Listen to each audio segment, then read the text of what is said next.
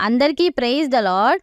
జెకర్యా 2:8 మిమ్మును ముట్టినవాడు తన కనుగుడ్డును ముట్టినవాడని యెహోవా సెలవిచ్చుచున్నాడు. ఈ లోకంలో మనకు స్నేహితులతో పాటు మనల్ని ద్వేషించేవారు, అసహ్యించుకునేవారు, మనపై చెడుగా మాటలు పలుకుతూ నిందలు మోపేవారు, మనకు కీడు తలపెట్టాలనుకునేవారు, మనం నాశనమైతే చూడాలని కోరుకునేవారు కూడా ఉంటారు. అయితే వీరందరిని చూచి నీవు బాధపడకు, అలజడి చెందకు. ఇప్పుడు నేనేమి చేయాలని కంగారు పడకు. ఎందుకంటే యేసయ్య నీ పక్షంగా ఉన్నాడు. కాబట్టి ధైర్యం వహించు. అందరినీ హృదయపూర్వకంగా క్షమించు. నీ ప్రతి సమస్యను ఆయనకు అప్పగించు.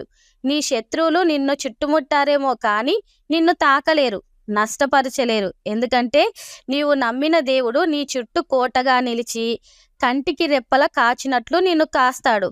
ఆయనే తీర్పు తీర్చువాడు.